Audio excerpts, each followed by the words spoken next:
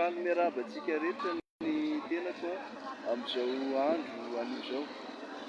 Zava-dehibe indrindra moa no resahantsika androany araka ny efa nampahafantariko hatrany hatrany dia eto Antsirabe no misy ny tenako izany mandritra ny fotoana lavalava, eny mandritra nyity faran'ny taona faraparan'ny taona 2024 ity mitohy hatrany amin'ny voalondohan'ny taona vaovao izany 2024 dia eto Antsirabe no misy anahako. Ho anareo rehetra izay ho avy mivantana dia maka rendez-vous mialoha ao anatin'izay. Misy moa ny laharana dia laharana apetraka ao aorianan'izao vidéo izao dia afaka miantso ahy ianareo maka ny andinidininy rehetra na ny sarany consultation, sarany rendez-vous ary koa sarany fisaboana sy ny famahana ny olam-piainanao rehetra izany. Izao araka izao hitanareo izao dia eto Antsirabe ny tenako izany hoe mandalo eto an-tampon-tanàna moa izany fa somary latsaka kely ambanivohitra, tsy dia ambanivohitra be loatra misy any efa fa toerana efa mandroso ihany ny toerana izay andraisako ny olona tsirairay avy eto Antsirabe izany. Zava-dehibe indrindra ao anatiny dia ny fampahafantarana mandrakariva ny zavatra rehetra izay atao ao anatiny, izany hoe sehatry ny fitsaboana sy famahana olam-piainana maro isan-karazany izany. Eto dia efa anaty traterina mandrakariva, antitra ateriko eto fa na afaka atao à distance ny fitsaboana, ny consultation sy ny fitsaboana ary famahana ny olam-piainanao rehetra amin'ny alalan'ny sarinao izany raha ohatra ka alavitra ianao nefa na dia any ampitan-dranomasina aza misy anao na dia any andafy-drika rehetra any aza dia azontsika atao à distance tsara ny fitsaboana sy ny famahana ny olam-piainanao rehetra,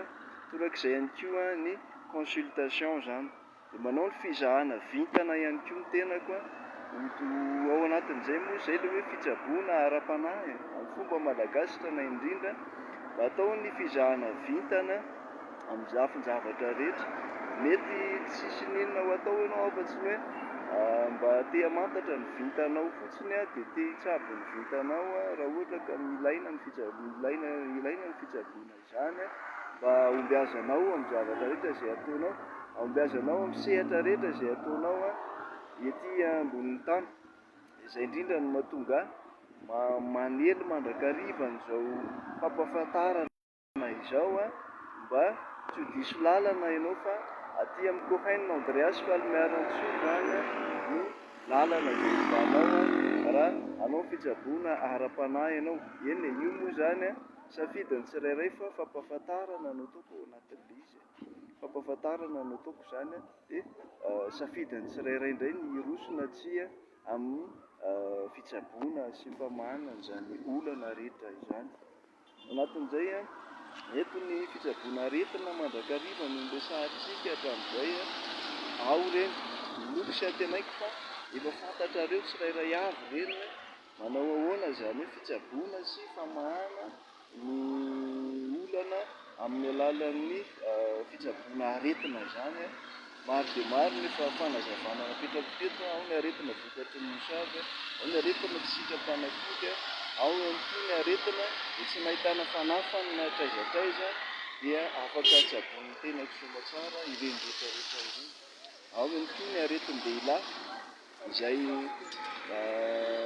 ataontsika hoe tsy mahavelona ilay fitaovam-pananahana, ireny ihany koa anisan'izay fitsabo ao anatin'izay fitsaboana ny aretina izay izany satria matetika misy aretina mahatonga ny olona anankiray, lehilahy anankiray tsy mahavelona izay fitaovam-pananahana izay dia mila fizahana, mila fitsaboana ireny rehetra ireny. Mety mosavy ihany koa ireny vokatry ny fiandry sy ny sisa jerevantsika ao anatin'ny consultation daholo izany rehetrarehetra izany. Manala fiandry, manala tsatoka, manala ny ratsy rehetra eo amin'ny fiainan'ny olombelona rehetra ety ambanin'ny masoandro, ety ambonin'ny tany. Ny tenako Cohen Andreas Falmerantsov izay mamaha ny olam-piainanao rehetra ihany koa na inona na inona dia mitsabo vintana aloha voalohany indrindra izany ny tenako, mitsabo ny vintanao mba hisandratanao amin'ny fiainana, ahitanao aingam-panahy vaovao entinao hanatsarana an'izany fiainanao eto ambonin'ny tany izany. Zava-dehibe indrindra satria fiainana eto ambonin'ny tany dia ilana tosika ara-panahy raha tiana ahomby ny zavatra atao rehetra izany, satria misy ny hery misarika midina sy ny hery misarika miakatra izay miady isanandro mihazo lafa sy hazo toerana eo amin'ny olombelona tsirairay avy eto ambonin'ity tany misy antsika ity.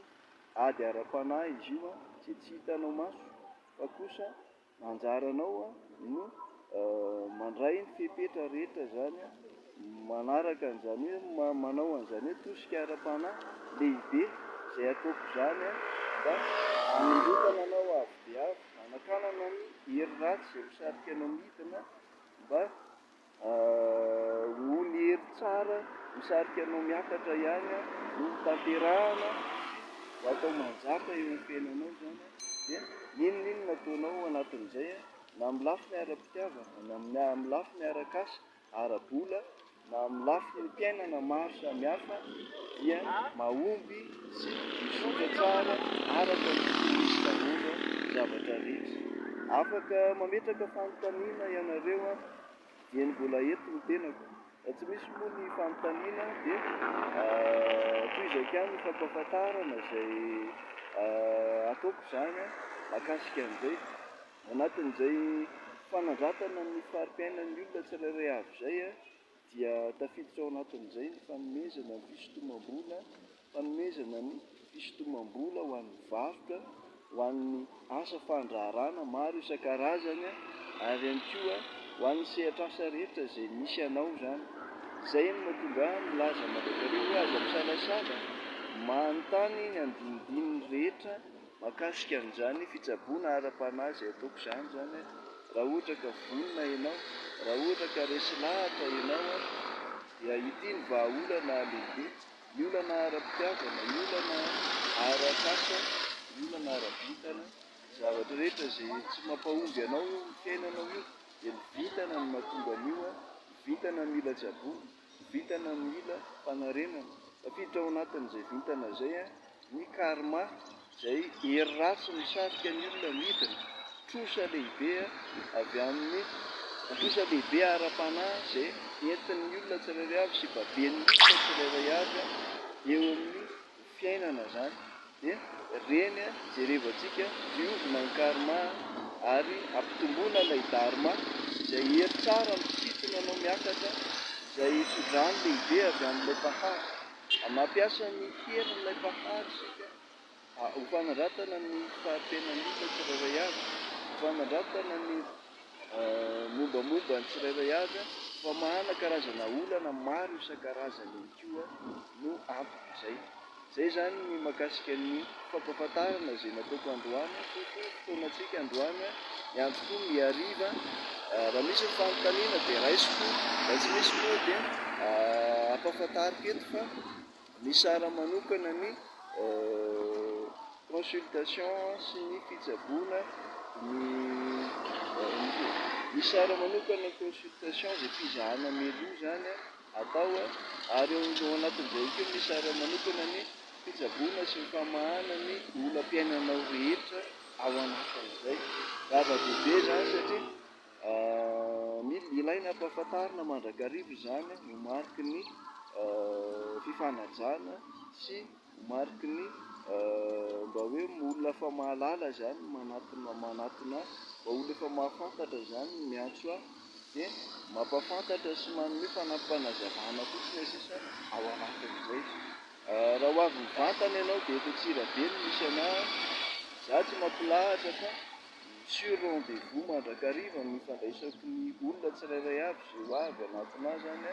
dia apetrakitsika tsy misy ny andro izay tsy andraisako olona fa arak'izay teneniko izay sur rendez-vous dia misy sara manokana ihany koa ny rendez-vous izay alainareo tsirairay avy izany io moa 5,000 AR kely fotsiny alefanareo mialoha izany, mariky ny fahatongavanareo, mariky ny fahamatoranareo izany tsirairay avy ao anatin'izay. Mankasitraka antsika rehetra manaraka izao vidéo izao dia samy tsara antsika rehetra, ny tohainina Andrés Miaramsoa, ny raha anareo teto.